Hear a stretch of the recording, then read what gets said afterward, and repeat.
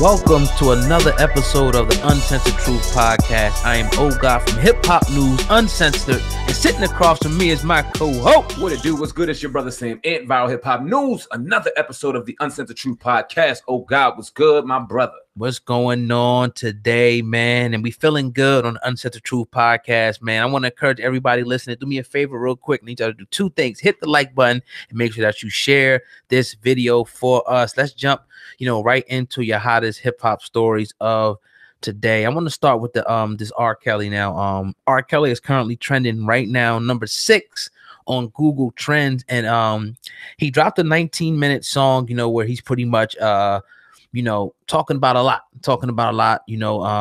pretty much saying I admit in this song. And Sandman actually brought me the song, today. So you hear the R. Kelly song, I'm like, I'm here. I saw the headlines, but I didn't get a chance to listen to it. So we listened to it, and it's crazy, man. But Sandman, what you think about this R. Kelly song that came out today, man? Tell us some more about that. Very heartfelt. R. Kelly, no one can deny, no matter what you think of his personal life, that he's a genius behind the microphone, pause, at what he does. You go. Fuck, man. You know what I mean? Like, nasty motherfuckers nowadays. Yeah. He's good. He's great at what he does. He's a legend, an R&B icon. So the song was obviously entertaining and definitely 19 minutes long. It reminded you of the Trap in the Closet kind of series. It kept you listening the entire time. A lot of people out here, your various media platforms on IG and social media are painting this out if you don't listen to the lyrics, because it is 19 minutes and they're picking out little pieces. They're saying the I admit it and they're running with that, basically trying to paint the picture as though R. Kelly is admitting guilt to the obvious accusations that are out there, him being a pedophile, him being a child rapist, him holding women against their will, things of that nature. And that's completely opposite to what this song is actually about. I'm going to say a couple of the lyrics right now. It was crazy. He said that, you heard, I admit that I'm not perfect. I never said I'm perfect. Said I'm abusing women. What the fuck? That's absurd shit. They are brainwashed. Really? Kidnapped. Really? Can't eat. Really? Real talk. That shit is silly. And if you really want to know, her father dropped her off at my show and told this boy to put her on stage. I admit she was overage. I admit that I was feeling her, and I admit that she was feeling me. I admit that that's some shit that just comes with being a celebrity. I ain't chasing these ladies. These ladies are chasing me. Now, I'm only saying this shit because they're trying to play me. I admit that it's no disrespect to the parents, but this is my advice to you, because I'm also a parent. Don't push your daughter in my face and tell me that it's okay, because your agenda is to get paid and get mad when it don't go your way. What do you think about some of those lyrics? Because this is probably, we're at like minute 12, 13 at this point. Now he's going in. And these aren't, I mean, some of the lyrics you'll see on the mainstream platform, but you won't. So what do you think about those lyrics in particular before I dive into some more? Because this is a lot of shit, man, for real. Yeah, man. I mean, I think it's just, somebody who's fed up, tired, and just wants to just put it all out there, because he speaks on having going through his career, and with just success in general, and being successful, you're gonna have people that come around you with different motives, and a lot of times you might have a good heart like we do, and then you might be disappointed down the line, and it continues to happen. So that's one of the things that he talked about. He talked about just in America. I mean, this is America once again, so we all got a story. And I think he's just, getting deeper into his right now. So, but I don't like how, like you said, people are trying to paint it out like, he confessed, he's a confessed pedophile or something with this. I didn't hear that. Nah, and it goes deep, and he talks about it more. But before we get into obviously the fly in the room with the sex cult bullshit, he talks about being dyslexic. No, he can't spell for shit. No, he can't read. He talks about him not owning any of his publishing, which is huge out here in the music industry. We talk about it day in and day out, how some of our favorite artists and some of the most legendary artists are dirt fucking broken. He almost goes into admission, talking about how he really doesn't have any bread. The only way that he makes money is on shows doing his thing. And we all know earlier in the year how a lot of people were kind of taking away his shows. A lot of the protesters, a lot of the people out there against R. Kelly when the sex cult accusations were going out were taking money away from this dude, no matter what you thought. So he was just even getting into that. This is very, very personal. Everything that you asked, or anything that was on R. Kelly within the last 25 years, he addressed in this song.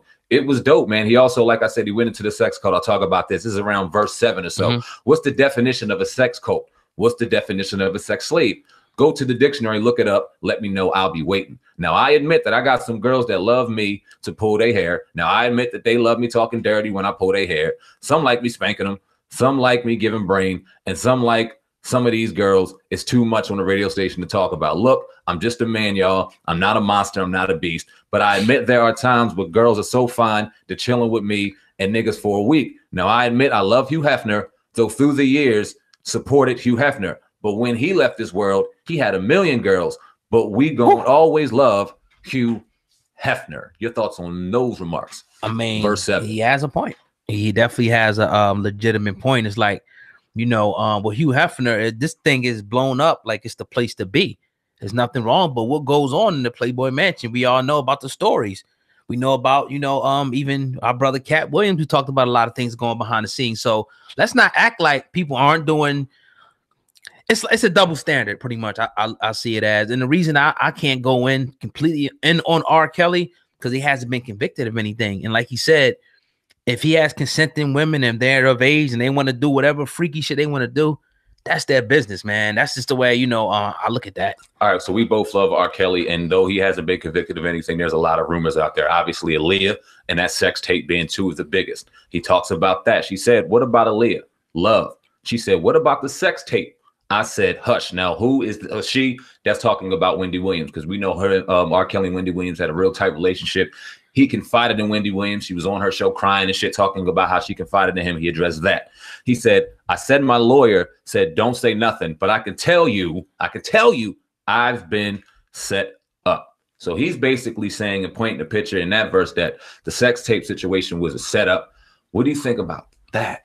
Okay, first off, my bad to cut you off. What do you think about Aaliyah, who was obviously underage when they got married? Right. That's nothing that he can. That is fact. It was. It was what it was. Let's talk about that, and then let's talk about the sex tape. Who woman was allegedly 15 years old when he was doing what he was doing. You know what I mean? First of all, I didn't see the sex tape. I know it was back we was younger when that came out. Yeah. But a lot of people did see it, but I didn't see it, so I can't, you know, give my opinion too much on that. But he wasn't convicted of that. You know, I do know that. So it's like the Aaliyah thing. That's cut, dry, wrong. I don't agree with that, you know. But moving forward with R. Kelly, it's just like, for me, it's just like it's just rumors, man. It's rumors at the end. And could it be a setup? Why not? Why not? We gotta sit up here and act like we think when we hear the word conspiracy or setup, we think that this stuff doesn't happen. It has been people like for example, you got people that are sitting in prison right now because they've been wrongly convicted. They've been set up. So celebrities, athletes, stars. Hell yeah, he could have been set up. Now, am I saying he was? I don't know, but he could have been. Yeah, I mean, it's real. It's gray. It's a real gray area. Right.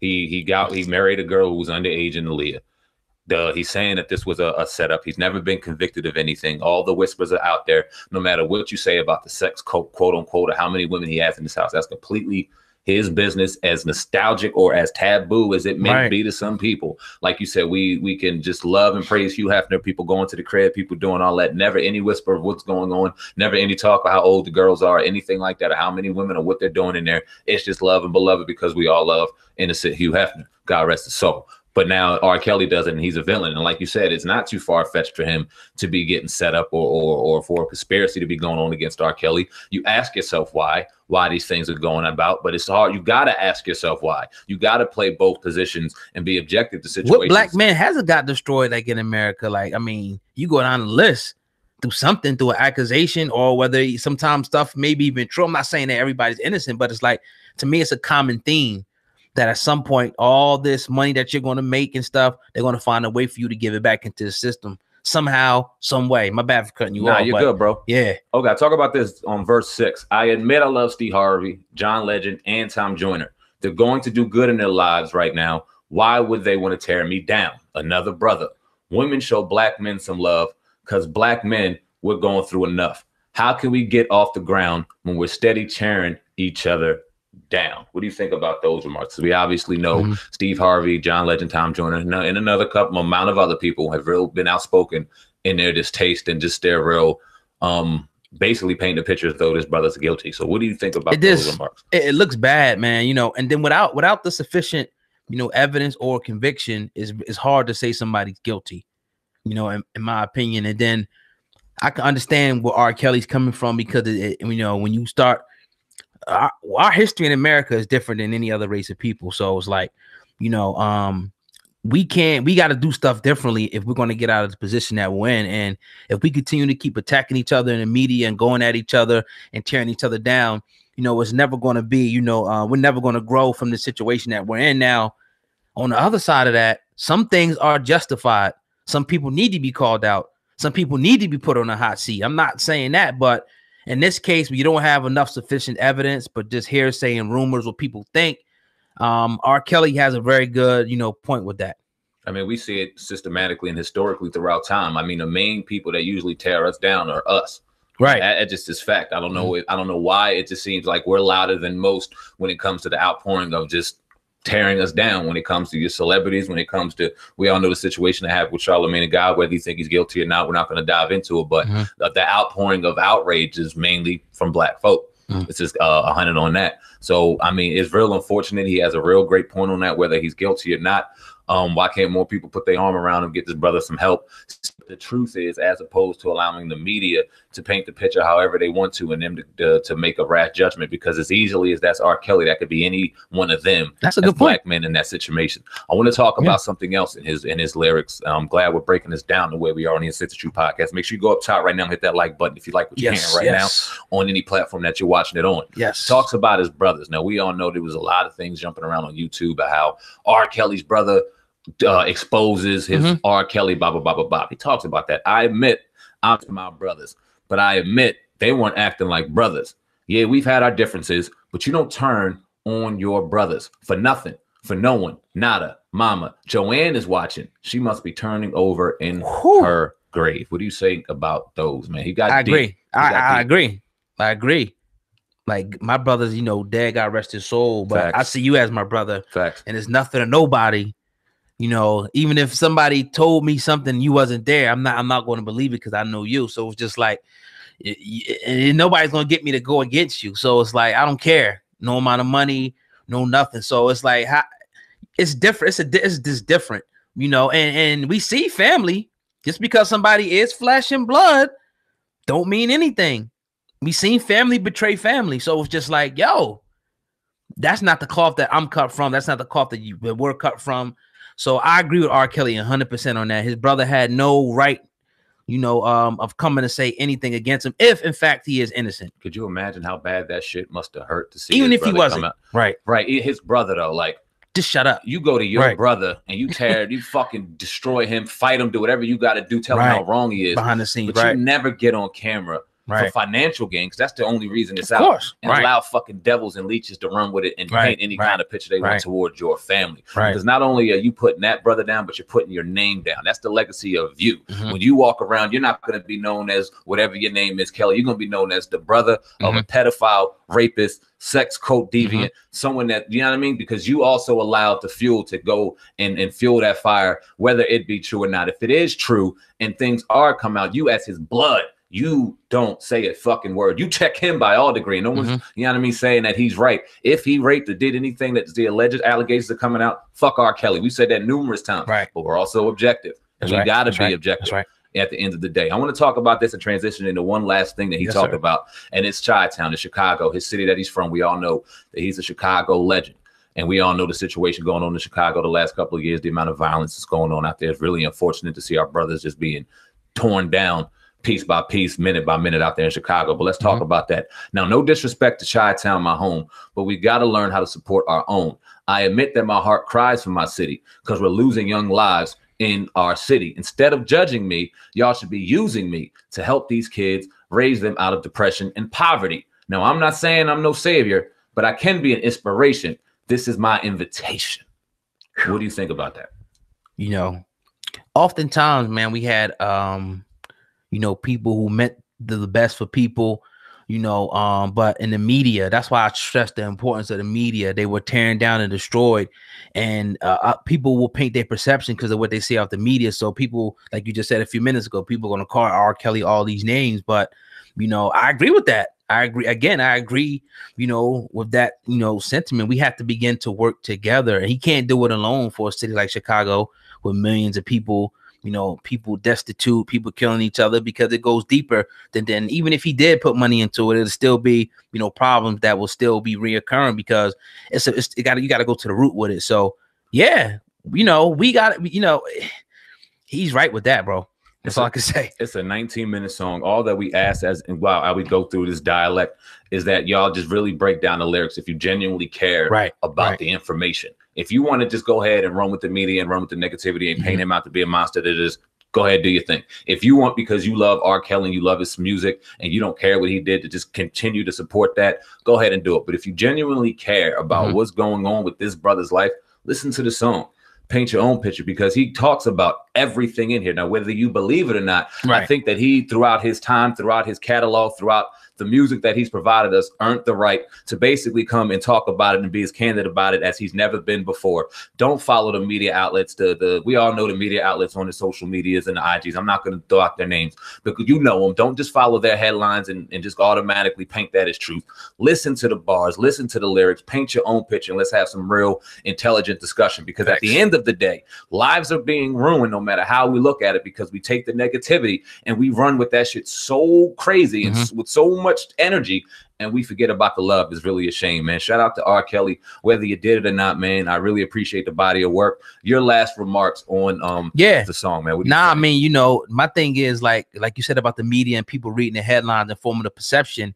It's like these people that are, you know, sitting in the place of being the accused, you know, and the villains, have to begin to speak up if indeed they're innocent, because they just sit and be silent the whole time. People are going to start to think that you did it.